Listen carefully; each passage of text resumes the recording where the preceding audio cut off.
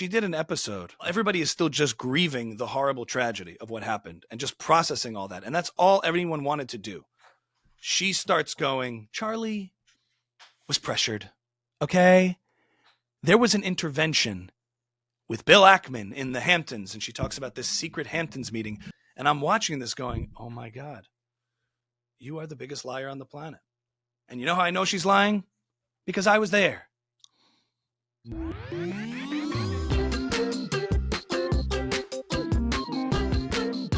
Welcome back to Ami's house. Okay, Michael, where do we begin? I think this episode we're really going to do a pretty thorough analysis, deep dive of, I think, what I would call the podcast effect, the pluses and the minuses of the format of having people on and having conversations with people with not a journalistic intention or an interrogative intention, but just to facilitate a hang, to get to know someone, to humanize somebody.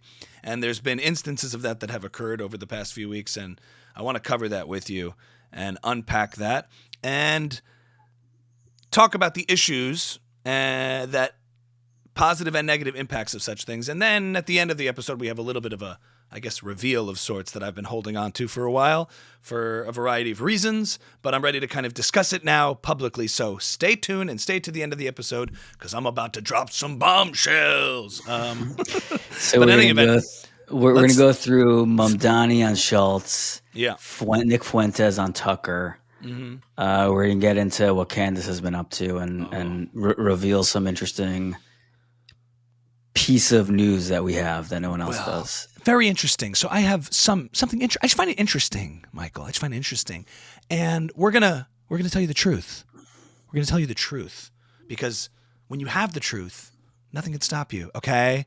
If you're a normal human being, Michael, you'd wait around till the end of the episode, and we're gonna find out exactly what that's all about. So stick around. Is that Nick Fuentes? No, that was my Candace. Nick is more like, well, probably. So now we're sanitizing my positions and pretending they never existed so I can see mainstream into the halls of the Groyple movement to insert us into political power. So actually, it's fine. I love Tucker. I'm so excited. All right, let's... Oh, sorry. Get me out of it, and let's start at the top. Okay. Zohran Mamdani is, we're recording this on October 29th, Wednesday. Mm-hmm. The election is on Tuesday. By all accounts, it seems that Mamdani is going to win. It doesn't seem like it's a Trump-Hillary thing where there's like secretly some sort of enthusiasm for Cuomo and people are going to show up unexpectedly. Doesn't seem like that. Although I read Olivia Reingold wrote a piece today that people in the Bronx they don't like Mamdani, but they also said, so I'm just not going to vote, which I think is what most people are going to do. They're not going to come out for Cuomo. I keep telling people, hey, guys, whatever you feel about Mamdani, we got the Kamala in this race, okay? We're the ones with the Kamalas, the Cuomos, and if we just calculated enough with the right fundraising and the right strategy, we can probably win this thing. No. I think we got the dud, and they have the charisma and the formidable candidate who's set to win. It seems that way. So we can talk about why it ended up this way upon reflecting, and I want to get into that. Let's start with his appearance on Shulz. Ben Shapiro had an interesting response to that. I'd like to hear your thoughts on it because what I'll say, from the top as I'm watching this, and I know we both said to ourselves that it was very upsetting to see him just kind of hang and have a good time and sort of be humanized as this guy, which flagrant, and we've been fans of that podcast for a long time. We've covered it. But in these instances, it bothers us with Mamdani in a way that it didn't with Trump, right? And I want to hold myself to account and acknowledge that double standard that when I saw Trump on this episode with Flagrant, I thought it was amazing, and I think a lot of people responded positively to it. And I defended Shulz and Flagrant for doing so. And I kind of want to be consistent in defending their approach to doing this, but I also have to be honest with myself that in the case of Mamdani, it really troubled me for a lot of reasons. Go ahead. Yeah. So I mean, so if you've been watching Flagrant, he's been teasing for a while that they've wanted to get Mamdani on, and like Aakash has kind of been joking that he's like the brown guy, he should be able to get Mamdani, but no one's answering any of their texts. Mm-hmm. And then a few weeks ago, maybe they kind of hinted like he's coming on, and then they finally dropped the episode. And I was, I was just kind of disappointed, and like my kind of like stomach dropped a little bit when I saw the endorsements of Governor Hochul. You almost said it. You almost said it. I'll never be taking that one. You almost said it. Governor Hochul. He's posting that on Instagram immediately. You see the trauma is coming back. having to deal with that man so much. Governor Hochul, Assembly Speaker Carl Haystree, Majority Leader of the state Senate Andrea Stewart-Cousins.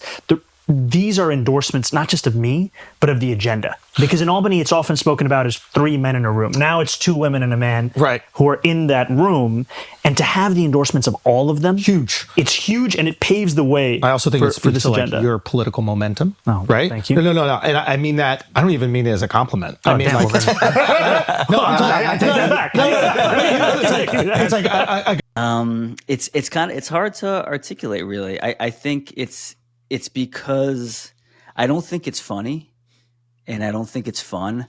And Mamdani, and I'm sure people have felt this way. I mean, I know people feel this way about Trump, but I feel personally offended by Mamdani. I feel kind of like personally kicked in the stomach by the city of New York that they've embraced this guy. I was walking around a few days ago just like feeling very alienated and out of place there, that the city has said in one loud voice, like, we will stand for anti-Semitism. We will not make it a priority. It's okay, pretty much, with us, as long as you give us free buses. And maybe that's being dramatic, but that's kind of how it feels.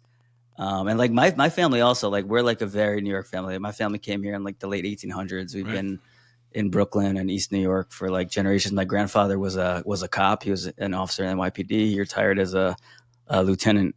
Deputy commissioner, like, he spent his career there. Yeah, you're a very not Jewish family. Very not Jewish. No, I mean, it's like, we can get into it one day. There's a whole Jewish policeman's unit, like union. It's really cool. It's called the. Hey, really you cool. Guys, knock it off! Listen, you know what? They only respond to noise complaints. The Jewish. It's funny, but it's actually the opposite. They're like the best people in the world. Of course. It's just an easy low-hanging fruit joke. They only respond to noise complaints. It's funny, it feels like a bit of a kick to the stomach. And then Shulz having him on. Shulz, as someone who does question socialism and like.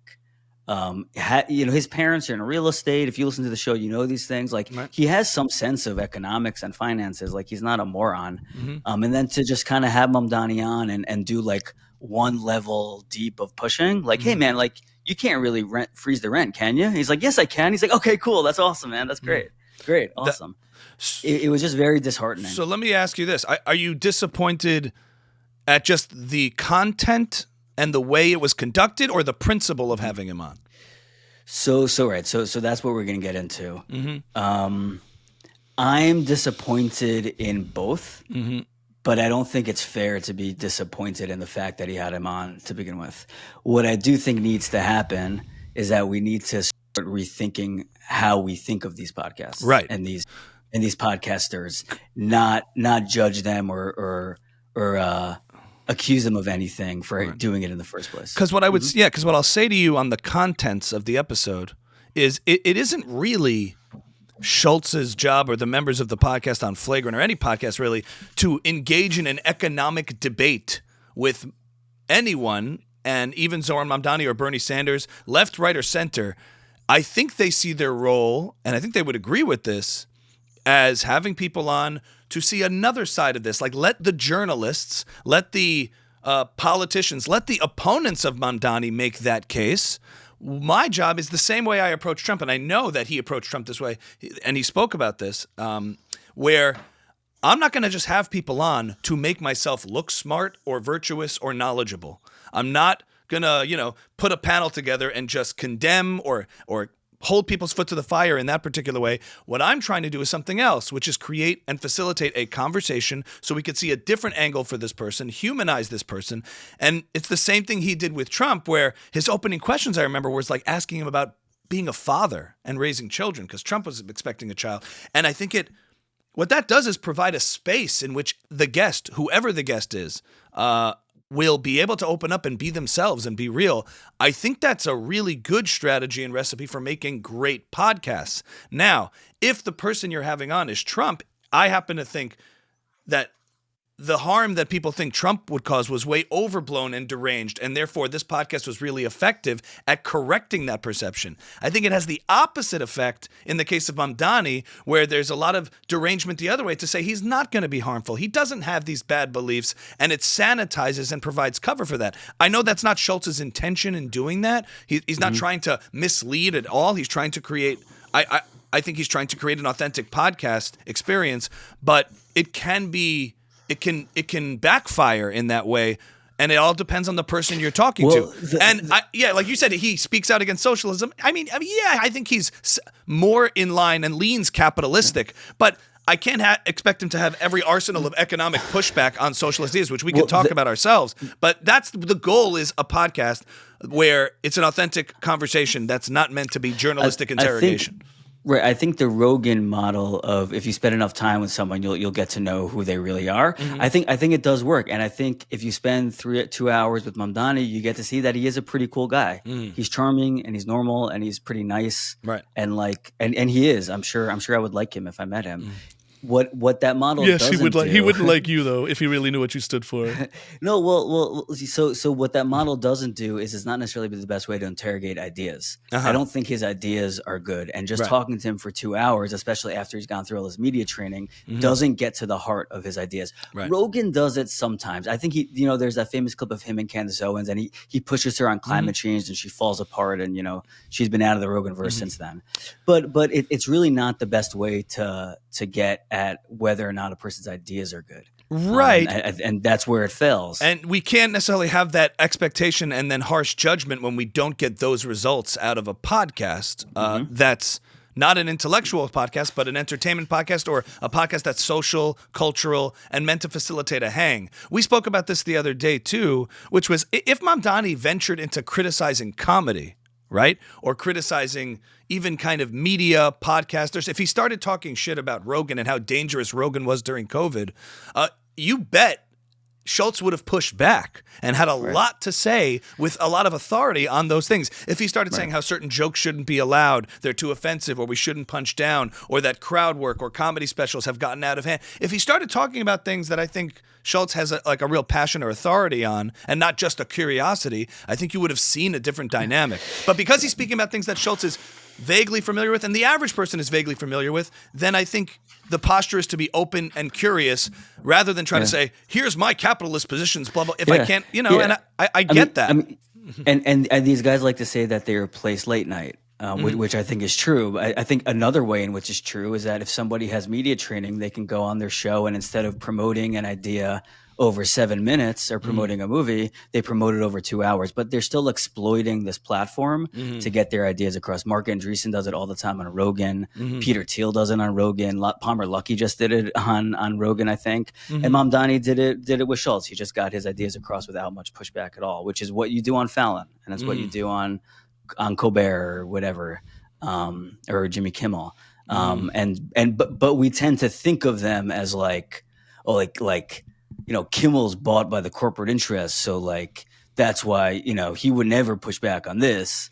But they're not. They don't push back for different reasons. But it's still the same outcome. But do you think that goes both ways in terms of the intention? Because I think clearly in a Fallon or Kimmel scenario, they've prepped the interview in advance. They softball the questions, and that gives them an opportunity to present a vision or message.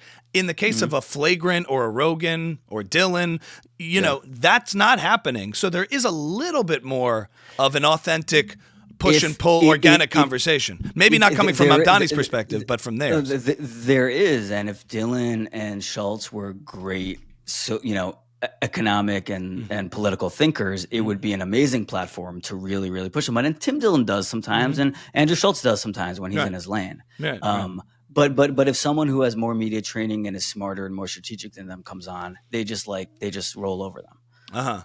Or because they want to create because they want to maintain a comfortable space. There's only so much they're gonna do unless he feels passionate about said issue. Like no matter how much, I think if Mamdani went after comedy or Rogan or any of those things, no matter how much discomfort, I think they would have pushed. It's just it's the limitations of your sort of knowledge and expertise and authority in certain areas that limits you to how much you can do. So we can't have the expectations to do what we want them to do for someone we find harmful.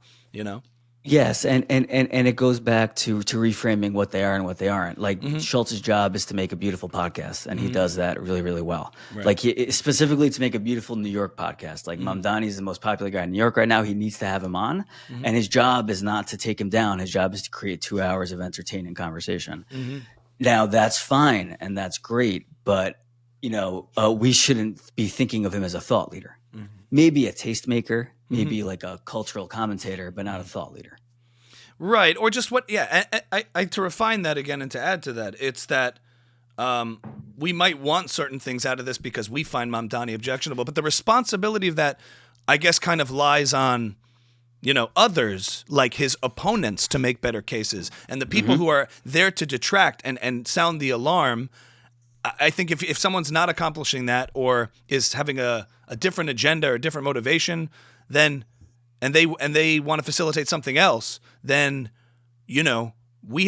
other people have to make that case. I think Ben does that, and I think Ben was very in the clip, which we can roll. What he does in that clip is acknowledge Shulz's skills and talents as an artist, as a comedian. And I know they've gone back and forth publicly, like, they talk shit about each other. But he did acknowledge that fairly. And then and I think his critique was pretty reasonable, too. And you make the good point that it's actually on us to have different expectations for these things. And therefore, the responsibility lies on others. So if we want to move on a little bit to one thing that's interesting in this segue. Yeah, was there anything to wrap up? Go ahead. No, I want to introduce the next segment, but go ahead. Okay, yeah, just about how ineffective the arguments against, in a way, I don't fault Shulz at all for not getting it, quote, right or pushing back in the right way, because the arguments, even the way you said it, this anti-Semitic guy, I think we have to refine those kind of accusations because I really do think the characterizations of him, the case against him has been so obviously ineffective. Let's talk about that. So we have 4 arguments that have not worked against Mamdani. And we're going to talk about why they haven't worked and what a better way to make those arguments would be. Okay. So number 1. Yes. Go ahead. Number 1, I'm trying to remember this offhand as we discussed it. You have Bill Ackman out there. Yeah. You have Bill Ackman, for example, going out there saying, he's inexperienced. This isn't about how much he'll tax me. They talked about this on Shulz. He's like, he's spending more money trying to attack me than I would tax him. It's like, dude. So they kind of teased him about that. But essentially, Ackman's main point is he's inexperienced. He has no managerial experience, and therefore he's going to wreck this city. Now, that's not a persuasive argument. Why? Because if Mamdani was a capitalist, Zionist, free market, pro-business person with the same exact level of experience, I just don't think Ackman or anyone else would have nearly as much an issue with him. It ultimately is really about the ideas he wants to implement, not his lack of experience in doing so. And also, experience can be a liability if you have a bad record or a record people don't trust, whether it's Adams or Cuomo. I mean, they have plenty of experience, but what have they actually done or not done, and where have they disappointed people? So you can reframe your lack of experience as being fresh and innovative and creative and different. I mean, Trump didn't have political experience, and Ackman, voted for him in the second round. Right. Well, he had been president before. Yes, but in the first case, there was all this arguments against Trump saying he didn't have experience. And it suited Trump very well to not have political establishment experience or corruptibility in that way, that he wasn't going to be corrupted by the same things that corrupt previous iterations, previous politicians. So it's just, I think it falls on deaf ears and people see through that. Because if he was a capitalist, if he had all the same ideas as Ackman to help the city, then his experience, he would be endorsing him. Experience or no experience. And I think that's the effective argument. Not his lack of experience, but his actual ideas. Right. Yeah. Right. And Mamdani's argument is right. I have no experience. I'm fresh. I'm new. I have new ideas. And that's why you should vote for me. Okay. Argument number 2. It's the big one. Yeah. Before we go, just to wrap up on argument number 1, Michael, like his lack of experience, what are we saying is the better argument to that? Is that just focus on the actual, Go ahead. No, the idea is focus on it. He could have 100 years of experience. It wouldn't matter. Free buses are a bad idea. Freezing the rent is a bad idea. Socialism is a bad ideology, and really tackle what he's actually trying to implement with or without experience. Right. In fact, we could forgive it because he has no experience, but it doesn't matter. The idea is bad. It's not going to work. And in fact, socialism's appeal relies on a lack of experience and history. I mean, the fact that everyone in his fan base is too young to know that socialism fails doesn't make it more compelling. The reason it's appealing to them is because they just don't know enough history in the tried examples. There's a lot of people who are older, much older than us, who are Mamdani fans and charmed by him. It's not just young people. I'm telling you. You think so? You think it's not primarily driven by the upper middle class, just out of college kid? That's a big part of his base? I think maybe the primary was. I don't think. Yeah, maybe it's a big part of his base, but there's plenty of people who are around to see the Soviet Union collapse who are big Mamdani fans. Mm-hmm. Oh well, let's talk about that too. Yeah. Okay. Yeah. But they think that it'll work this time, even though it never works before? I don't even think it gets that far. I think they're just like, yeah, affordability. That sounds great. I love him. I love his smile. So then they're just economically illiterate older people. Whatever. That's my take on it. Possibly. Okay. Point number 2. The claim that, and this is where you said about Shulz having him on, he's like this guy who's anti-Semitic. Now, in the case of Shulz too, just going back to that, I don't think Shulz believes that, and there's a reason why he doesn't believe that. I think it's fair. But the claim argument is that he's anti-Semitic. Okay? That Mamdani is anti-Semitic. Why is that not effective? Do you want me to say? You want you to say? What do you think? Why does that fall on deaf ears? I think the primary reason is people actually see his anti-Semitic statements as integrity and dignity and having a backbone in the face of entrenched interests and big money elite institutions who are trying to ask him to stop, tell him to stop, and he stands up to them. So every time you call him anti-Semitic, I think it actually, people are like, maybe he is, and if he stands by it, good for him. Good for him. Yes, I think that's part of it. I think that's part of it. Okay, but the left and anyone left of center supporting him would never overtly support an anti-Semite. That's the whole idea. So, it's not right-wing anti-Semitism; it's left-wing anti-Semitism, which is different because it's couched and covered. My whole thing is you can't find. It is true you cannot find quotes and statements of Mamdani sounding like Nick Fuentes saying we need to round up the Jews. The Jews are a problem. The Jews are a parasite. That's not the anti-Semitism we're talking about. And when we say that, so I think you need to refine that accusation because it's not right-wing anti-Semitism. The anti-Semitism that I have an issue with as attributed to Mamdani is not that he's overtly anti-Semitic, but he provides cover and evasion for groups that are and movements and ideologies that are certainly explicitly anti-Semitic, namely Hamas, and writing in lyrics in his rap songs, praising the Holy Land Five, starting the SJP chapters on campus, Students for Justice in Palestine, and supporting Palestinian resistance and liberation, which is violent liberation, which is the destruction and dismantling of Israel. These are things he does support, and you can couch it all in anti-Zionist ideology, but the groups that actually carry those things out violently, the Second Intifada, the suicide bombs on malls and cafes, the assaults on Zionists across New York City, the ripping down of hostage posters, groups like Hamas that call for the destruction of the Yahud, the Jews worldwide. He characterizes all of that in sanitized language, in the language of resistance, of progress, of freedom, of equality. That is the danger, and that is not that you're being explicitly anti-Semitic yourself, but providing cover for those that are. To me, that's the refined argument. So that's the better way into it. Right. So I think that the reasons they don't work is A, people kind of like it. B, people on the left kind of like agree with him. They're like, I'm not anti-Semitic, but I don't like Israel, so we're actually kind of the same. And then he just kind of denies it. So it's like, what are you going to do? And then you point to all the yeah. I was going to say, no, you're much better off saying, I think, the way that you said it. Yeah, and also all a non-Jewish person has to see is, wait a minute, but how come all these Jews from Mamdani are supporting him? He's going into synagogues. He's getting all the support from left-wing Jews. He's not getting support from Zionist Jews or conservative right-wing Jews. He's getting support from left-wing Jews who, guess what, don't really care that much about the state of Israel, probably aren't so engaged with their Judaism per se, but more engaged with their liberalism and social justice and left-wing activism as part of their spiritual and political identity and religious identity almost. And therefore, they also turn the same blind eye to those factions and movements that Mamdani will gladly let through the gate and who want to destroy the Jews. And they just want to pretend either that doesn't exist or they want to appease those elements that are hostile to Jews by saying, not us, not in our name, we the good ones. And he's on board with that. He believes that stuff. So, I wonder if as a Jew, he let's just say he was some economic brilliant wizard who had turned Detroit and Chicago and LA around, and now he's running for city. Now he's running to make New York more affordable, the same way he's done before. The one thing is, he was anti-Semitic. I wonder because I saw that video of the female rabbis from Mamdani, and they're like female, not all female. I'm the Rebbitzin. Yeah.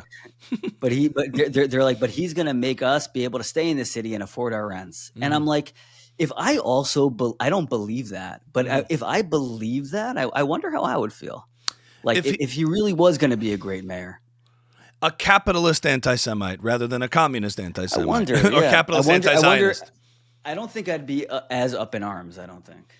Well, you can see the trade-off that you'd be willing to make to say, hey, it's Israel, Jews, not my first issue, but I think his policies will be good. Right. And I sort of get why that works. It's the same trade-off, and it's not the same comparison, but, a lot of left-wingers, when people were Trump deranged, and I don't think Trump and Mamdani are at all opposite ends of a spectrum in any way, but I remember at the time I used to try to explain to liberals, I was like, imagine a left-wing Trump who said all these offensive things about conservatives instead of Democrats, who was just as sloppy and just as inartful and, just as much of a junkyard dog and, disgracing the Oval Office with his language and behavior, but he was going to pass universal health care, make everything pro-choice, elect liberal judges. How would you feel then? Because people made on the conservative side, the accusation was you're morally compromising things to elect somebody who doesn't stand with your idea, your sense of morality or your character. And a lot of people in sort of the conservative movement were like, yeah, but may not be the best guy, but he's going to do things that are really good for conservatism. He's going to elect the right judges that I care about. And ultimately, when you choose a surgeon to work on your body, you don't care that he's a philanderer at home or has all these character problems. You care that he's a good surgeon. So that's kind of the case you're making in reverse from Mamdani. Well, that's why a lot of left of center people are looking the other way on this stuff. Well, the part that bothers me, it's the same screw that's loose in your brain that makes you think he's not anti-Semitic is the same screw that's loose that makes you think freezing the rent's going to work. I think that the two things seem connected to me in some way. So the covering for jihadism and covering for the worst elements of the anti-Semitic movements like Hamas and terrorism and intifada, globalizing the intifada and saying, I don't use the term because it's impractical, rather conveniently now, but it's not like he doesn't support the underlying ideology. Let's move on to the economics for a second, because the next argument up is this idea against him that, he won't be able to accomplish any of these promises, right? There's a lot of people saying, you can't, Cuomo's like, he's not a Democrat, he's a socialist, and he's not going to be able to do these things. I like to smell hair. How's that? What accent is that? Is that how he sounds? He kind of, you never heard Cuomo? No, I have, but it's a little more like European than I. No, it's Italian, Michael. You're not paying attention. It's Italian. I love to smell hair. When I was a little boy, my aunt used to smell my hair, so now I smell all my coworkers' hair. It's Italian. It's not really good, but I like it. I'm having fun with it. I like it too. Those are my favorite impressions, the ones that are amazingly well off. Yeah. It's like it's like Tim Dillon's Jordan. It's like Tim Dillon's Jordan Peterson impression. Oh, don't you want to have some wine with your meat? He does like an Irish guy. It makes no sense. But in any event, this idea that you think you're going to win hearts and minds by just being the buzzkill, saying you can't accomplish all those things, but if you could, they would be good ideas. That's the underlying implication of that argument. Rather than if you accomplished all those things, they're bad ideas and would be harmful. We're not just being non-pragmatic, like as if to say these socialist policies, free buses, freezing the rent. If you could do it through Albany, then I'd support you. No, it's that assuming you can do it, they're bad, harmful ideas, and they don't do that. They try to out-socialist him and say, I'm the one who can do what Mamdani claims he can do, but I have experience and I can do, like almost try to argue with him from the left rather than saying his Marxism, his socialism, the end of private property as we know it is evil. And you also end up sounding like the guy who says, I don't want to make New York City more affordable. Correct. Like it's impossible. No one should ever try. Forget it. And you don't want to be that guy either. You want to be the guy that says, guys, underlying everything he wants to do is force, is coercion. Mamdani can't do anything without other people's money and resources. He doesn't want to create wealth. He wants to seize it.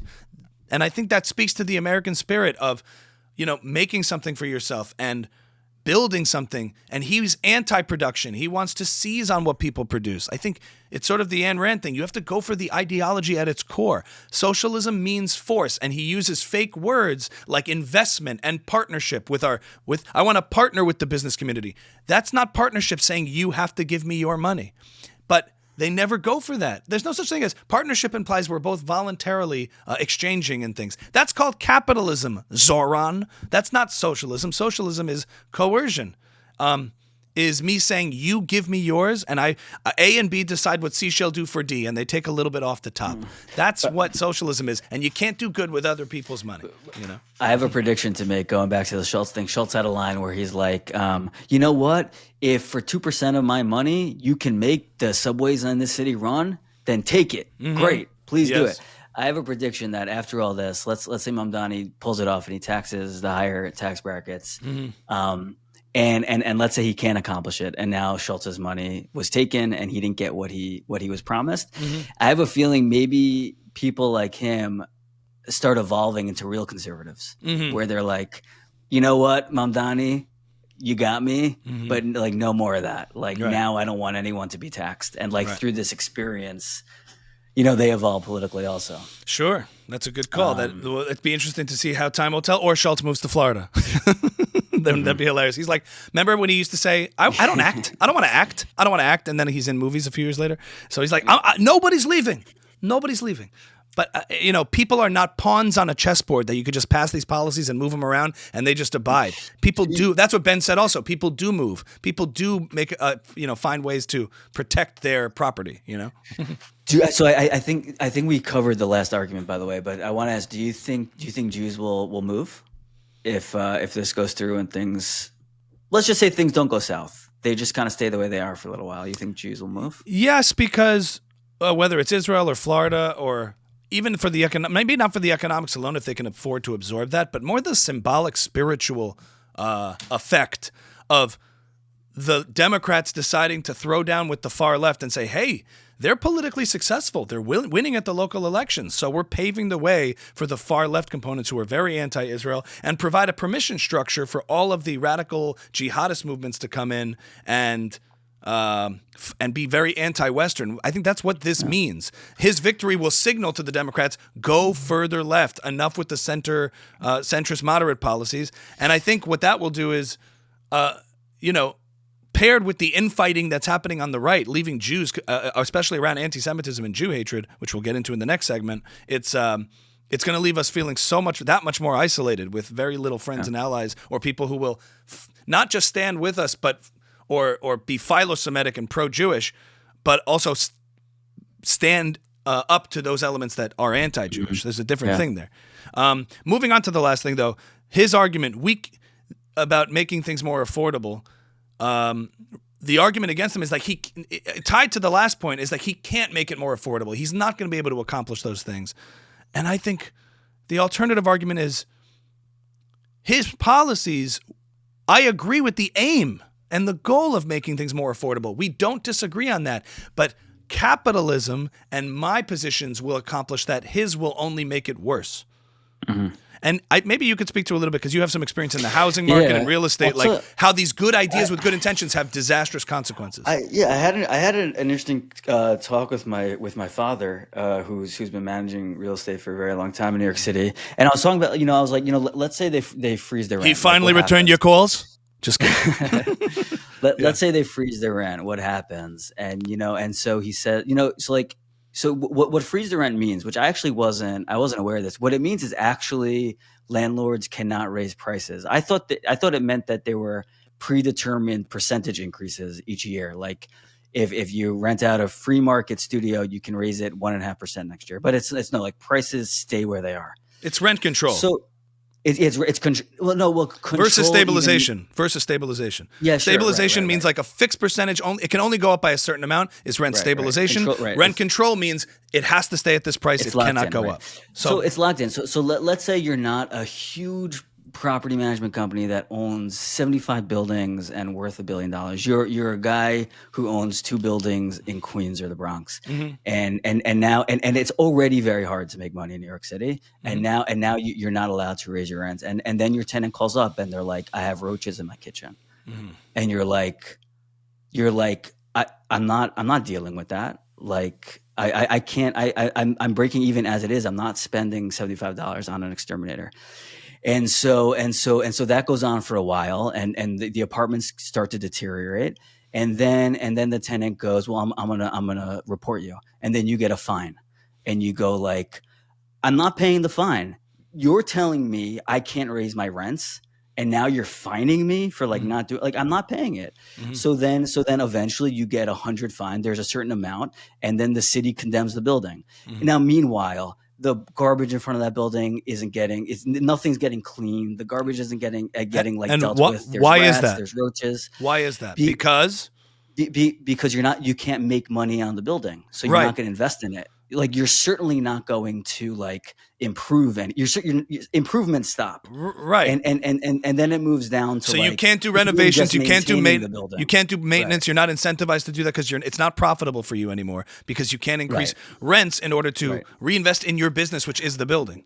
Right. So that's layer one, but then layer two is that forget about making money. Like, on, I'm going to invest in a unit so I can raise the rent on it. This is just the units I already have. I'm just going to stop fixing them. Right. I'm going to stop responding to my tenants' calls. So things are getting gross. Things are getting things are deteriorating generally. Then eventually you get so many fines. What happens is the city just takes the building from you, and the owner at that point is saying, I thought this building was worth. Yeah, he said, I thought this building was worth $6 million when I bought it, and I'd maybe one day be able to sell it for $12 million.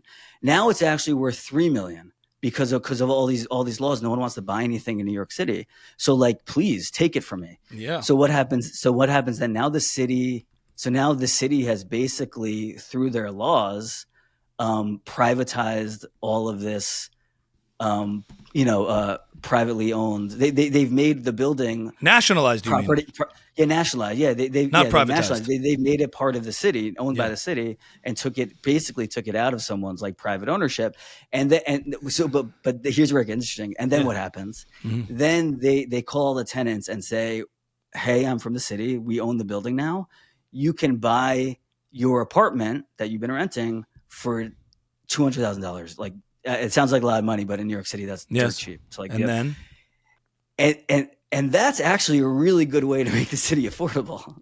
Oh. By that time, the people are burning buildings down, like in the 70s in the Bronx, and the city's a mess and no one wants to live there. But that's actually a good way for to make it young cheap families to be able to buy an apartment. For those Okay. It's interesting. So now you support Mamdani. That was your endorsement, huh?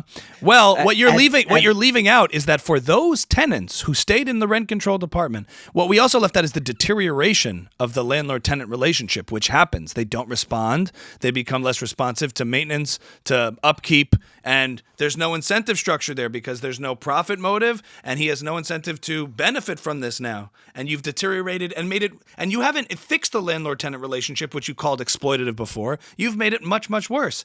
And not only that, maybe for those tenants who were able to lock into a rent-controlled apartment, okay, but the supply of apartments starts to go down. All of a sudden, the prices go up for housing because people don't start investing in new developments in middle and low-income housing. Instead, they move on to higher-income housing and development. This is what you read about basic economics, thinking beyond phase one. What rent control leads to is shortages. Because now you've made it not profitable to get into this bracket of middle income, affordable housing. People go into higher end developments that are not subject to rent control, and only the wealthy can afford those. And then you just get shortages. And if you look at the highest rent controlled cities, okay, from San Francisco Bay Area that have the strictest rent control, they have terrible supply issues, and the prices are crazy expensive, and the rent goes up because the the demand is still very high, and the supply is low, which leads to a price increase. It's already happening in New York City. Yeah. The prices of the apartments that I work with have all gone up So- a lot. And by the way, and Shulz brought that up. It was his first question to Mamdani, and he went, "Do you have any idea how much an apartment went up? A 2-bedroom apartment has gone up in the last 2 years, something like that, 90%." Yeah. And he's like, "Yeah, that's why we need to freeze the rent." And I'm like, "No, the reason it went up is because of these laws from Albany that you put like limits on how much you can raise the rent. Basically, they've already made all the apartments stabilized, which is like a fixed amount of how much it can be raised, and that's made all the prices go up. And making that worse is not going to make the problem. So here solved. is the left-wing equation that becomes unfalsifiable. See problem, past set policy, problem gets worse. We now have a worse problem, need more policy. Let's pass it again because it keeps getting unaffordable, not tracing the fact that its unaffordability shot up from the mingling and intervening into the market to begin with, which causes the price distortion, which causes the shortages. Then you say, here's another big problem. I'm the savior. Let's make it more affordable. My answer and our answer on this economics lesson 101 is yes, make it more affordable, allow for more free market, allow for more less market intervention into this, because you end up making the problem so much worse. And I think tackling that, saying yes, we can make it more affordable. We're going to use these mechanisms that are tried and true. Look at every element of our society in which there's less government intervention and more free exchange and innovation and creativity. The prices go down, the supply goes up. It applies to tech, to phones, to all sorts of products and services. and the areas of life where the government involves itself the most, the prices go up and the supply goes down. I was sitting around a Shabbos table with a bunch of people in New Jersey also, and we were like, since when is like the city supposed to be like a place everyone can live? The only reason we're all living here is because we had to move out of the city. Like that's how it works. It doesn't like there's no like you don't have a right to live there. You know, like it's not affordable, and like I don't know if there's such a great way to fix it. And like, but according to the Marxists, if you had one, I'd love to hear it. But like, that's the whole premise: is to look at a world with scarce resources that have alternative uses and various limitations. And Mamdani and conservatives will say there are no solutions, there are only trade-offs. We do the best we can, and we try to do it morally without stealing people's money and resources, and we try to let people freely exchange. And Mamdani says, no. We can create utopia in this world. Even if people starve, even if things deteriorate, it's for this grand vision, unconstrained, All you need to look at is his sign that says the buses will be fast and free. Tell me about that. If you've ever done anything in your life, if you've ever tried to build anything, if you've ever tried to write anything, if you've ever tried to write a really good email to anybody, you know that it can either be fast and crappy or good and take a long time. Right. Nothing is fast and free. The buses will not be both fast and free. They'll either be fast and a little expensive or free and a little slow. Right. Obviously. Yes. Obviously. Yes. Stop telling us it's going to be fast and free. Yes. That's not true. Ben Shapiro, years ago when universal healthcare was all the rage and single payer system and all that, Ben Shapiro had a similar thing to what you just said, which was, and I don't know where he got this from, but the idea was with healthcare, there's 3 components to it, and you can only have 2 of 3. It can be, and that's affordable, universal, and quality. You can have 2 of the 3. If it's affordable and universal, it has terrible quality. If it's affordable and or say like limited quality, it won't not. Well, the quality will not be great. It's going to suffer. It's going to suffer. Okay, Something's going to have to suffer. If it's quality and affordable, it won't be universal. If it's universal and quality, it won't be affordable. Right. So you keep playing with these equations. There are limitations, and accepting those things is a recipe for, I think, better outcomes. But you should not disagree with the aim of ultimately of affordability, but just know that these mechanisms will do a much better job at doing that. And if you, as Milton Friedman says, if you put equality before liberty, you'll get neither equality nor liberty. If you put liberty before equality, you'll get a fair amount of both, and everyone will be lifted up, not to equal degrees, but at least more so. And do you remember believe that. Do you remember the book about economics I lent you, sophomore year of college? Yeah, I read that. Naked Economics.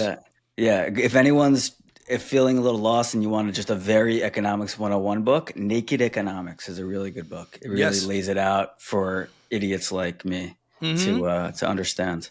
I'll add to that I reading recommend. list: Basic Economics by Thomas Sowell and Applied Economics by Thomas Sowell. Great books on economics 101 to kind of see why these things sound good and don't work out well. Let's move on, Michael, from the wonky lecture of our little college economics series. Speaking of podcasting, sanitizing things. Okay? Tucker and Nick Fuentes. Michael? Tucker Carlson has had on Nick Fuentes on his podcast. It's making all the rounds across social media, across Twitter. And man, oh man, it definitely feels like a page in the chapter has turned to a new, darker place. Let's play a clip here. Mm-hmm. You say on your show that we need to treat Israel like any other country. And I sort of understand that in principle, because Israel is another foreign country. Yeah. But Israel is unlike every other country in the sense that because the Jewish people are in a diaspora all over the world, there are significant numbers of Jews in Europe, but also in the United States. And because of their unique heritage and story, which is that they're a stateless people, they're unassimilable, they resist assimilation for thousands of years. And I think that's a good thing. And now they have this territory in Israel. There's a deep religious affection for the state. It's bound up in their identity, the story of the Exodus from Egypt, the promise of the land, all these things. So let's say in the United States, for example, somebody like a Sheldon Adelson, he's not Israeli. Is he an ideological neocon? Does he believe in the promise of democratic globalism? I don't think necessarily. His heart is in Israel. And it's because he is a proud Jewish person. And I guess what I'm saying is that if you are a Jewish person in America, you're sort of, and again, it's not because they're born, but it's sort of a rational self-interest politically to say, I'm a minority. I'm a religious ethnic minority. This is not really my home. My ancestral home is in Israel. There's like a natural affinity that Jews have for Israel. And I would say on top of that, for the international Jewish community. They're extremely organized. And many of them are critical of Israel or Israel's current government or the project of Israel. But I guess what they have in common, unlike, let's say, like Singapore, for example, is that they have this international community across borders, extremely organized, that is putting the interests of themselves before the interests of their home country. And there's no other country that has a similar arrangement like that. No other country has a strong identity like that, this religious blood and soil conviction, this history of being in the diaspora, stateless, wandering, persecuted, and in particular, the historic animosity between the Jewish people and the Europeans. They hate the Romans because the Romans destroyed the temple. That's why Eric Weinstein goes to the Arch of Titus and gives it the finger and takes a picture. We don't think like that as Americans and white people. We don't think about the Roman Empire in 2,000 years ago. They do. One thing that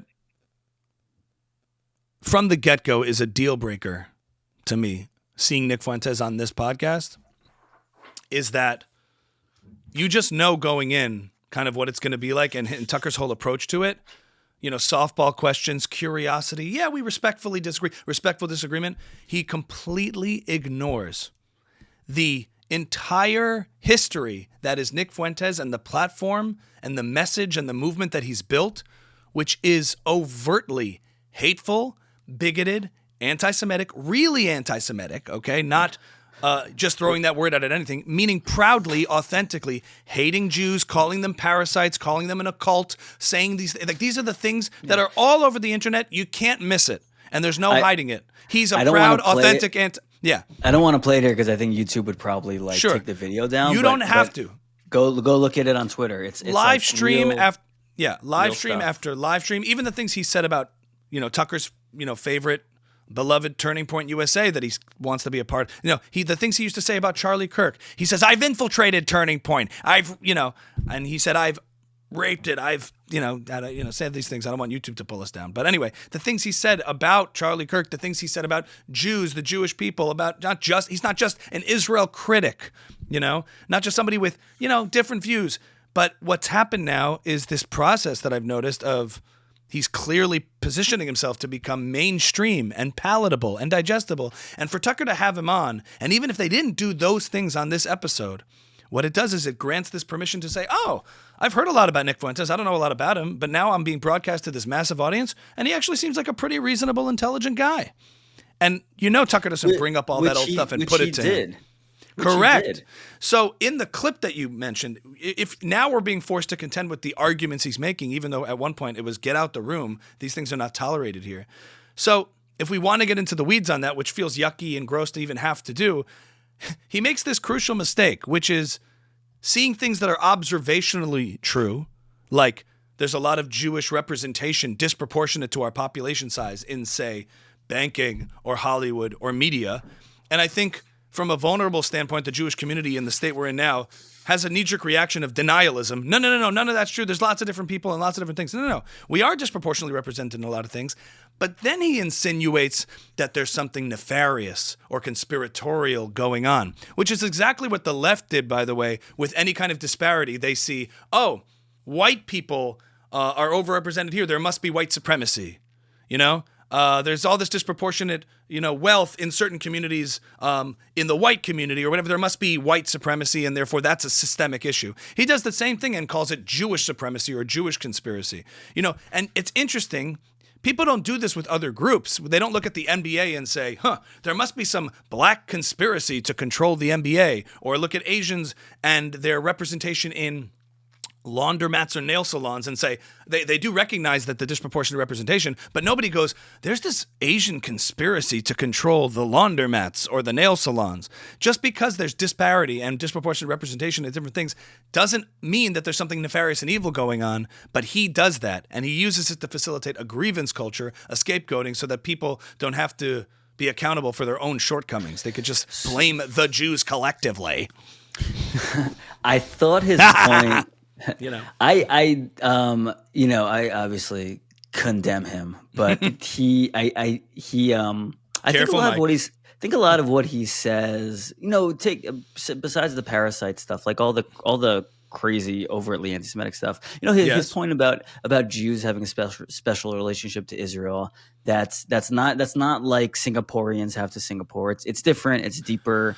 It's forever. Jews have been saying that. Zionist Jews say that all the time. That's not some bombshell. I think he makes I think he says a lot of true things. It's the conclusions he makes from there that are not true and worrisome. That you said something on an earlier podcast we did, which I thought was really poignant and interesting. You said sometimes a lie can pass because it's so close to something that seems true that it passes as true, even though it's completely, at the end of the day, an anti-truth, a falsehood.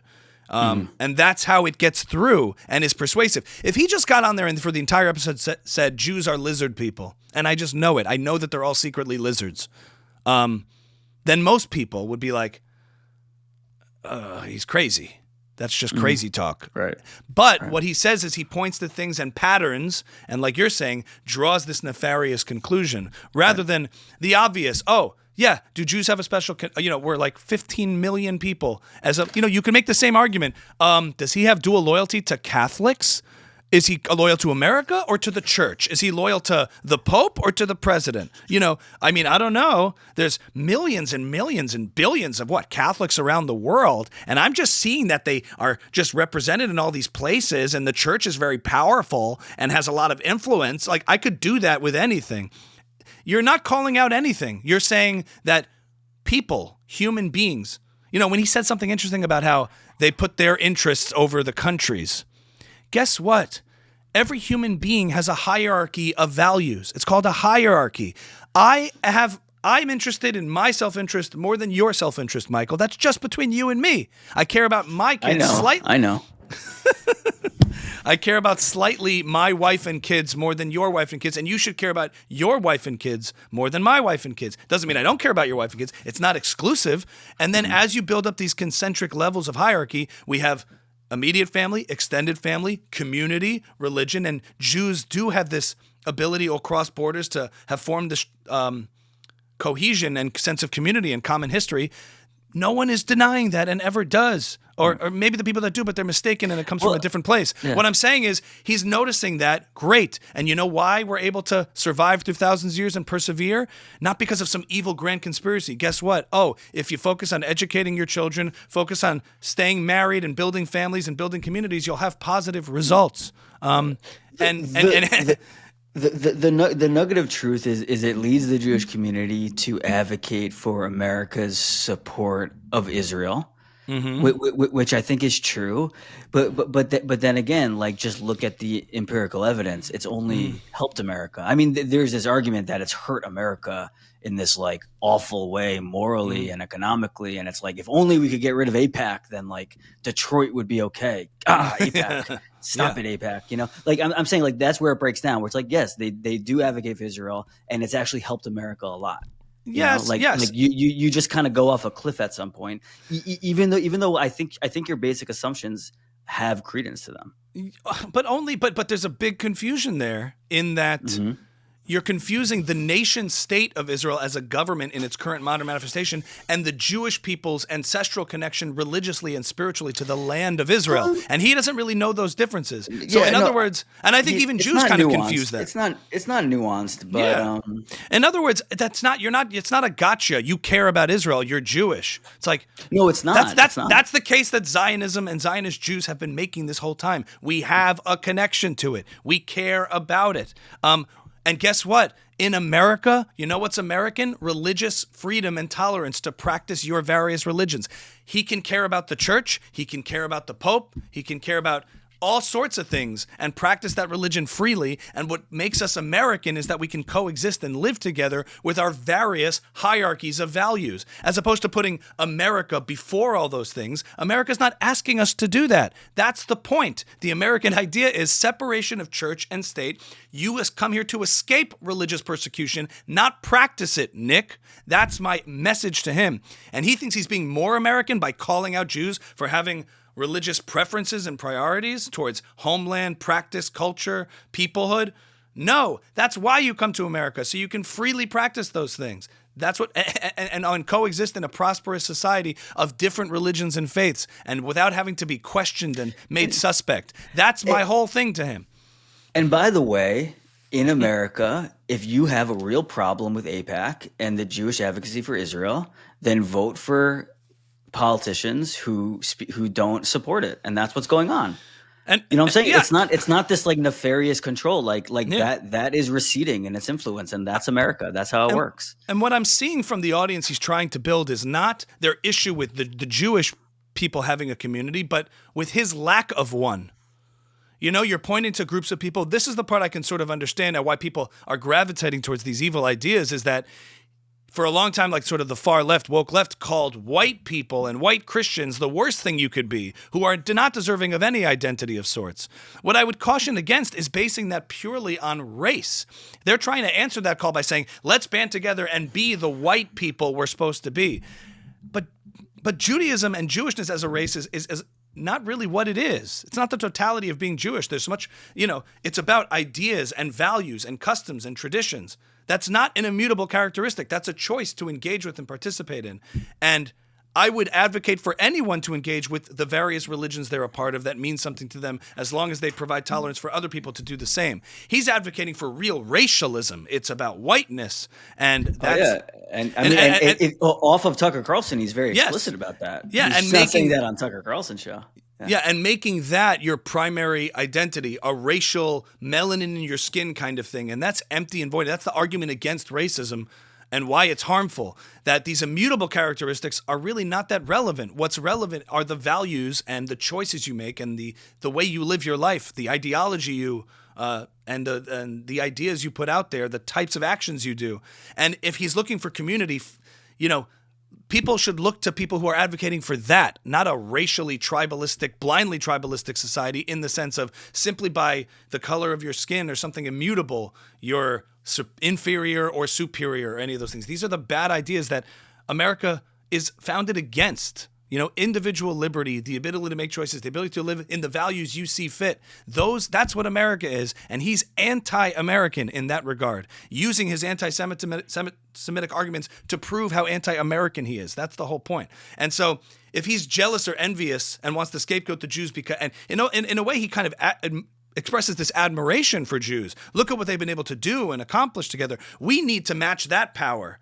And he's confusing power with, I think, success. You know what I mean? And so if he wants that and wants to advocate for that, people should look to role models who are advocating for going back to the church, building nuclear families, building communities, emulate those things that the Jews do well. Don't look at them with resentment and jealousy, which is the grievance culture that he's participating in. And Tucker is providing a whole permission for with very, very little pushback, Yeah, one last thing I'll say before we move on to the big bombshell reveal is Nick Fuentes does this very, very clever thing now that he's being invited onto these more sanitized mainstream programs as right. fringe as they are still. Yeah. He'll sort of float an idea and be like, well, if you want to call me anti-Semitic, then why am I on your show? And how come we agree on so much? And then the host goes, oh, well, I'm not anti-Semitic, so you must not be anti-Semitic either. What kind of lunch do you have? And now all of a sudden they're meeting much more in the middle. Right. And now the host has to protect his image and Nick Fuentes' image, because to admit that Nick was anti-Semitic kind of makes the host culpable in platforming such a person. So now the host has to deny Nick's anti-Semitism to lest they be damned, provide cover for himself. If you can't actually be, so you're actually reasonable, and I'm reasonable for having you. It's a great point. It's right. I think Dave Smith was probably, you're not really anti-Semitic. That's why I can talk to you, man. No, but David, I am. I mean, not all Jews. I mean, look, I love all people, but I am. Okay, well, I don't mind it that much. Whatever, but they have to do apologetics and these mental gymnastics to say, here's what you really are, here's what you really mean. All that other stuff was just shit posting and edgelording, right? And Nick Fuentes is like, thank you. That's why I came on. So you would say that, right? Thank you. And now so in absolving Nick of all his behavior, statements, ideology, and movements that he's built, the host can absolve themselves of associating with it. It's a great point. All right. Okay, let's move on. All righty. So we'll end here. Speaking of deranged, speaking of people with bad intentions, nefarious intentions, I've been following the Candace stuff pretty closely, watching her. At the time, in post my conversation with her, you and I talked about where we thought this would go, and I think at the time I had said she's going to become increasingly.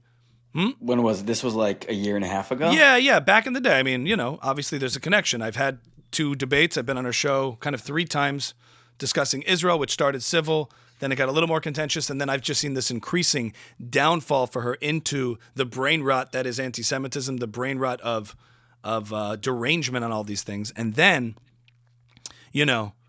it's been always hard for a lot of people to identify exactly what her game is and what she does, the kind of manipulative stuff she does, because like you said, she couches it in things that seem observationally interesting, but never actually quite says the thing. And so it's one thing to just say something, a bold-faced lie that's just disprovable. It's another thing to mask it and couch it in a whole bunch of stuff. So it becomes a little amorphous and harder to fight. It's like punching jelly, as Douglas Murray would say. But he got older and started smoking since the last time. It's like punching jelly. But more recently, Michael, I had a real crystallizing moment in watching this whole sphere of the new media in the wake of Charlie Kirk's death, watching everybody react to it, and specifically Candace react to it. She did an episode, okay, where she opens with, this is like literally in the days after, like a day after or 2 after, right? While everybody is still just grieving the horrible tragedy of what happened and just processing all that. And that's all everyone wanted to do. She starts going, Charlie was pressured, okay? There was an intervention with Bill Ackman in the Hamptons. And she talks about this secret Hamptons meeting where Bill Ackman, right? She says, yells at Charlie Kirk and is screaming at him in this intervention that was staged for Bill Ackman himself to, and then she mentioned she dropped Seth Dillon's name and a bunch of other people who were just screaming at Charlie. And I'm watching this going, oh my God, you are the biggest liar on the planet. And you know how I know she's lying? Because I was there. Okay? I was there and I'm watching this, and in this very moment, I'm like, oh my God. It's all, how when you a spouse catches their husband cheating or something like that, and then all of a sudden everything makes sense, all the weird text messages, all the weird behavior over the last year. And not that I didn't know she was dishonest, but when you know, I was at this meeting and she was completely mischaracterizing all of it. Okay. Okay, so take us back to the beginning. And it just had this crystallizing moment where I know, and I can definitively tell you in the way she was doing it, and you kind of get the whole game, okay? Not only that, I watched the various podcasters, whether Max Blumenthal going on Tim Dillon or even Dave Smith saying, wow, she really knocked it out of the park. I'm like, whether you guys know it or not, you're all, running with nonsense. And I'll tell you why. She first of all starts saying how that there was this meeting at Bill Ackman's house. First of all, it wasn't at his house. It was at a hotel. So that's the first fact that's wrong, but she says it definitively, okay? So she's saying it like she knows and she's uncovered something. I was invited by Turning Point, the organization, to participate in a Save the West style conference where a meeting of the minds where influencers, generally conservative influencers, got together to discuss a bunch of ideas, a series of ideas. It's kind of one of these, and I've been to many of these before, like Instagram in real life kind of conferences, meetings where there's like discussions and things like that, okay?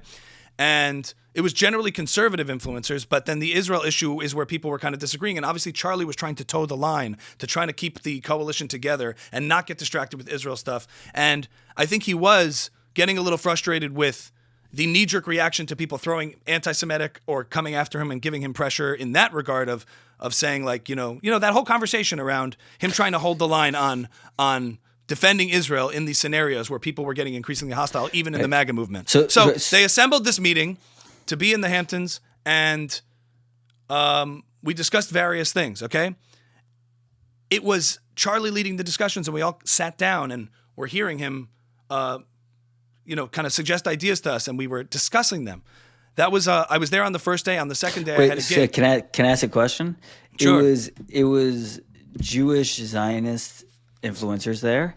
Both. Or forget Jewish, Zionist Christian, influencers, Catholic. Jewish and non-Jewish, and it was also more anti-Zionist conservative influencers there. And Charlie was sort of in the middle, trying to bridge these two opinions. It was on so there were various issues and topics that were discussed, and on the subject of Israel, it was a little more. It wasn't just about Israel. It wasn't just about Israel. No, it's about all the things. It was about different topics. It's called Save the West. So it was a range of one of them was Israel. I got it. Right. I could tell you. So and when people disagreed. Before I even get to that subject, you get there and you're shaking hands and you're meeting people and it's cordial and friendly and civil. And then we sat down and started discussing ideas on the first day. I had to leave early on the second day because I had a gig, but the whole way this was being framed was completely false. In other words, Bill Ackman, who I think helped facilitate this whole thing, he came in and out at various times and he sat there quietly and basically listened to the conversation. Charlie was the one leading the discussions, right? He was the one facilitating the conversation. And from what I understand, when Israel came up the next day and things got contentious, okay, it got contentious about Israel. But that's what Candace, Tucker, these people advocate for, spirited debates and contentious debates about Israel. But the way they say it is like, ooh, there was this whole, disagreement about certain things about Israel. But it wasn't, my bottom line is it just wasn't this intervention in which people were screaming at Charlie and pressuring him. It was kind of the other way around in a sense of Charlie was trying to figure out ways in which he could navigate this space and was getting, different feedback from people with different points of view. But they frame it as, oh my God, can you believe that? And I just saw her do that and I'm like, wow, you're just completely dishonest about this whole thing. So, would you say Charlie was fully in control of that meeting or he was being controlled by Bill Ackman? No. How did it feel to you being there? I'm there that after the first, after day one, that night afterwards, there was a cocktail hour and dinner and we all sat down and everybody, I remember seeing them sitting laughing together and enjoying dinner together. Bill Ackman and Charlie. Bill Ackman, Charlie, and Erica.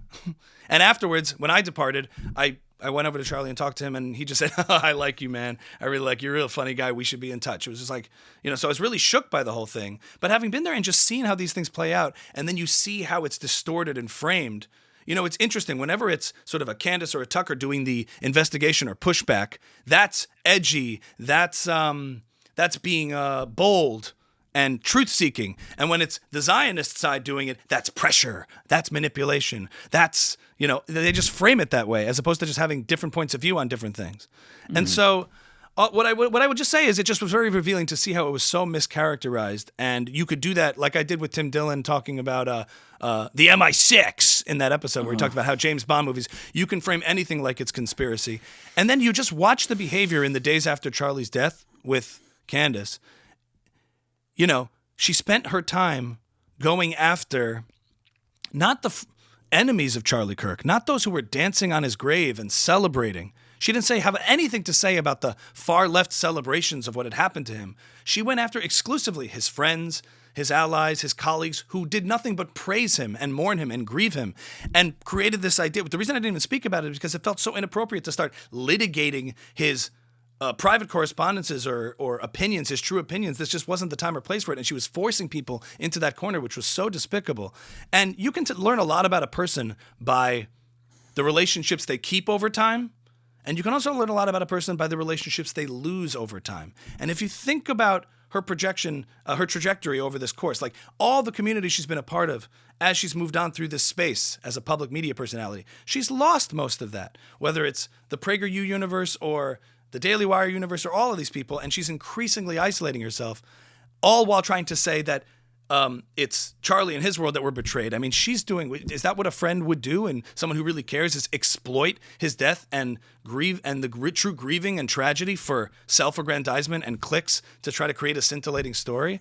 I mean, she's releasing, conversations between the two of them. They're like, 7 years old, these conversations. There's nothing in the last year or so. And so we did a whole episode about Charlie in the weeks before his death, about the problems with this conversation, the blind spots him and Megyn Kelly may have had.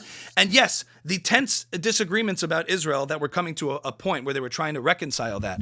But his batting average on Israel publicly was very philo-Semitic and very supportive. And I think those on the Zionist side, I would push back and say, we can all appreciate that. The point is to see how this event in and of itself that I was a part of, even briefly, just to see and knowing what went down in reality, corresponding to how it's being portrayed, was so crystallizing for me to say, wow, it's not the Zionist propaganda that's been manipulating everybody.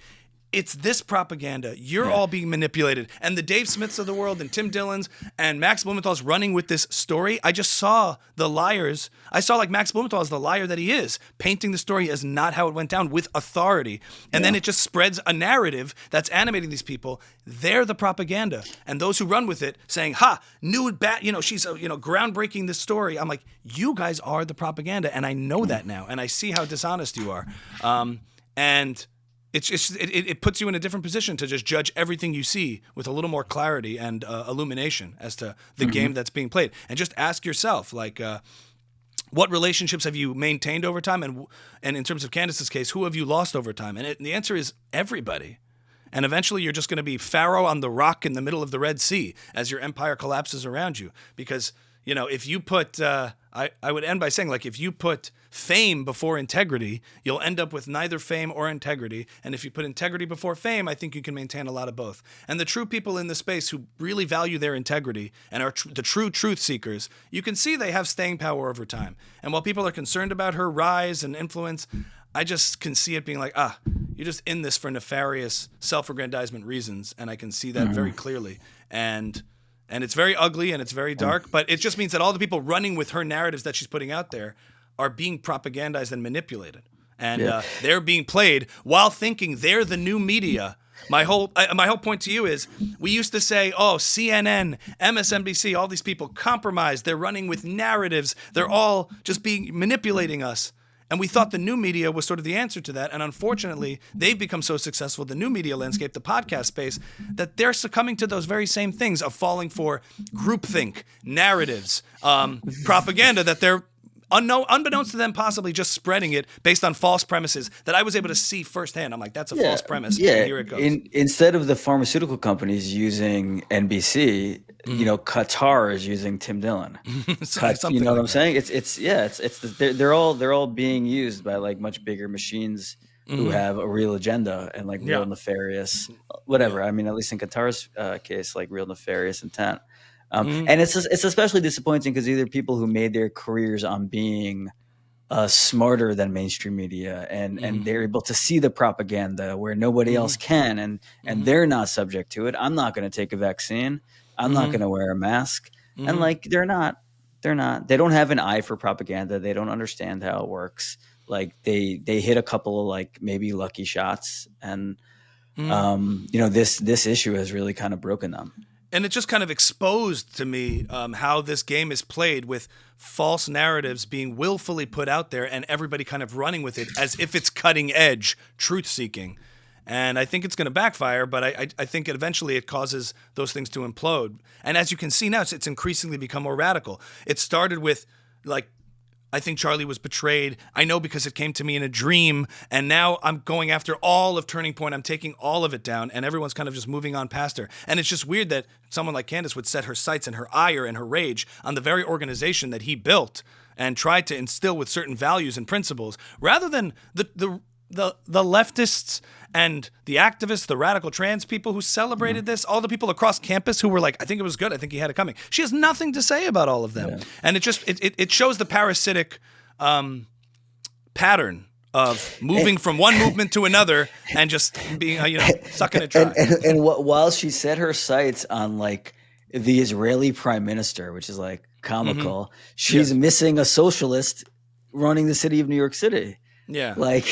Isn't that what she started off advocating for conservative values? And meanwhile, she's taking down the Jews while New York City is run by a socialist. It shows you what this does to you. Yes, it completely distracts you from solving actual problems. Yes, and I think that just back to the point that ties in sort of the Fuentes Tucker episode to what's going on here, I'm cautious to use the word anti-Semitism too loosely, right? But you do see this ominous parallel to history in which it starts in one corner, the pattern is the same. It's fringe, bigoted, crazy, overt bigotry and hatred. And then the Overton window gets pushed. Kanye starts to say tweets. Candace does cover for him, saying he's not talking about all Jews. He was just that you have to try to understand what he means by that. A lot of apologetics and gymnastics. He moves the culture, and then he goes on Alex Jones and just says, "Oh no, I meant all Jews. I love Hitler. I do those things." We push the Overton window to what's tolerated. Okay, so now it's acceptable, tolerated. It's not a deal breaker to just start espousing those views. Then it moves on to like mainstreaming those views. Let's hear it out. Maybe there is a point here. Let's revise the history a little bit. Let's demoralize the population. Let's say Hitler maybe wasn't the full bad guy there. Let's try to revisit what we thought was true and try to flip the narratives upside down until eventually, I'm just finishing the point, until eventually you arrive at. Let me just add to that. Not even flip what we thought was true, but start undermining the reasons that anti-Semitism is immoral. Right. So now to move on to the final phase, not only is anti-Semitism kind of tolerated, mainstream, accepted, but it's virtuous. You're the good guy for being anti-Semitic. You're the good guy for, it's edgy and brave to be anti-Semitic. And, I even saw like Jim Brewer. And moral. Yeah, and moral. I saw like a video of Jim Brewer's video trying to say like who was really there at the border, with Hava Nagila playing in the background. I love Jim Brewer. He's like one of my favorite comedians. And I'm like heartbroken to see them thinking, oh, this is me being edgy. This is me. And what do we say about like, yeah. So my point is now it's become virtuous, and you brought up something to me about this image of World War II. I'll leave you with one last thought. We can leave on this. You see these black and white videos of Jews in like Amsterdam and cities in Poland walking with their luggage after they get like evicted from their houses in like 1939. Or 1940, and like either on their way to the train station or to the ghetto, and I've always noticed and observed like their neighbors who are just sort of standing at their windows watching this like parade of Jews with their luggage go through the streets of Amsterdam or Prague, and I'm always thinking like, what are they thinking? Like how does no one jump in there and stop it and go crazy? How come there's no scene? And now I think you can sort of imagine what they're thinking. They're thinking, hey, this is what happens when you kill babies in Gaza. Hey, this is what happens when you start World War II. This is what happens when you lobby and destroy American elections. Hey, what am I going to do about it? You guys did this to yourselves, didn't you? And it's really sobering and frightening. And you can sort of just watching the Fuentes Tucker conversation on YouTube. It's like, I cannot believe I'm watching this on YouTube, and I understand what this is, but there's tens of millions of people who don't understand what this really is, and they're absorbing it and starting to think it, and yeah, it's become palatable. Hey, I'm not saying it was supposed to be all Jews, but if they're being around, there isn't a call. We have to find out the good ones from the bad ones. Yeah. And so you just see that. So don't blame us for being paranoid while literally making the things we're worried about come true. And saying, oh, Jews are worried. They're overblowing it. And here we are mainstreaming the things that we're warning you about. It's the same thing Mamdani's doing by opening the gates and providing a permission for those elements that want to destroy the West while putting on a smile and saying it's in the name of progress. Anyway, and then I see these bad actors who are putting out these false narratives, and in the loss of reason and rationale, it kind of plays to the deepest, darkest corners of human nature and people's instincts. It's easy to scapegoat. It's easier to blame others than blame yourself. But I guess I'm cautiously optimistic. I've sent you clips sometimes to say, after all of that, there's a part of me that still has hope that they'll look back at this time and say, wow, we succumbed to a real groupthink about all of this, a real brain rot, just like we did with COVID, where we just sort of kind of all got swept up in it, just like with BLM, where we all got swept up in it, and now we look back and say, I think we believed a lot of false crap, and I think we were misled and manipulated. I think when it comes to Israel, Hamas, when it comes to the Jews, there's going to be a reckoning where people look back and say, did we really not see that those who dragged Jews through the streets to cheering crowds were not the bad guys throughout this conflict? And you can't find the same comparable clips of IDF doing that. And if you drag someone through the streets of Tel Aviv, they'd be stopped in a heartbeat. So I think over time, as we come out of this rawness, the Theo Vons, the people who meant well, the empaths will say, yeah, man, I don't know. I just feel like maybe we were told the wrong thing. I think it will come to that. I was watching like a lot of Al Jazeera. Yeah. And I think eventually, if we keep our heads steady and focused and focus on our being confident as Jews and as a people and proud, rather than being apologetic, I think it will. I'm cautiously optimistic that we'll come out of that and reflect on this with a whole lot of. Some people will be ashamed and some people will be reflective, but rational minds will prevail in the end if we stick to that and stand on principle.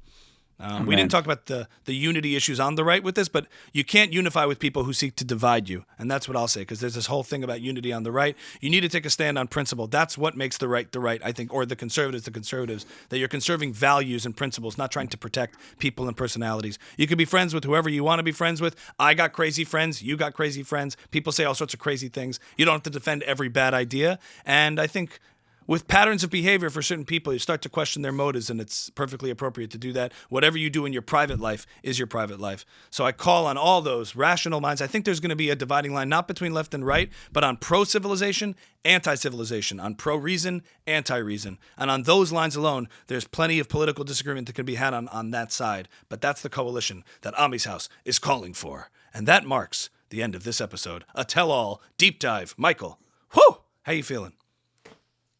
Blown away by your revelation. I had no idea. I was back and forth about talking about it. Yeah, you and I have been speaking about it. We should have talked about it 6 weeks ago, but I think the point stands. Yeah, and for a whole host of reasons, like in the aftermath, when you start to take the weeds on this and the bait, you end up getting in the mud and you're going to get dirty. And I just felt like it was, first of all, I didn't even want to talk about Candace because I don't like naming people whose sole purpose and reason for existing is for their name to be named. Like, that's all they want. Those provocations, those poking of the bear is so you'll talk about it. And so there's this debate, like, do you engage with it and play into exactly what she wants or not? So I'm aware of those things, of the naming names thing is the desire of the person provoking you, of the narcissistic behavior. But at the end of the day, it was a combination of wanting to respect the fact that there was a real tragedy that happened for a real family with real loved ones and real friends and community. And I didn't want to go into the weeds of that. It felt so inappropriate. But at the end of the day, I also think, knowing the truth about something and shedding that is important. And you have to put that out there, especially as you see it so clearly. And I'm hoping people watching this whole new media landscape, the whole Twitterverse, does so with a grain of salt now, with suspicion to say, the way these things are being played, I need to really introduce a little bit more healthy skepticism into this world, into what I'm being shown, because it's possible I'm being very manipulated by very bad actors with bad intentions. So I think it's also it's the conflict of somebody without a real agenda, who's the host of the podcast, coming into contact with someone with a real agenda, who really has a real plan and ambition, and is using this person without an agenda to accomplish it. Unless their agenda is themselves, like a Tucker agenda or a Candace agenda, exclusively. And so whatever can do that, whatever can elevate that, I'll engage with. And I don't care what the other agendas are or how harmful it is. Sure. There's an element of that too. Either way, yeah. Either way. Yeah. Yeah. All right. Thank you for listening. Yes. Follow us on Patreon. It helps us do these things. Yes. And vote. What are we voting? Sliwa? Cuomo? We don't vote. Hey, We I don't got vote. shot in the neck in the back of a taxi. That's what I'm going to do. Sorry, Zohran. Yes. Listen, I'm not a hot girl for Cuomo kind of guy, but we'll see what happens. You know, there's a campaign, Hot Girls for Cuomo. It started with Hot Girls for Zohran. Oh, I see. So there was. I think that's like it's so sad. We got. They got the. You know, they're the Kamalas of this. We're dead. We're screwed. Well, anyway, thanks for listening, everybody, and good to be back on the groove. Weekly episodes coming out. Follow us on Patreon, and more exciting announcements to come. More exciting episodes to come. Thanks for following me, everybody. This is Ami's House. Bye.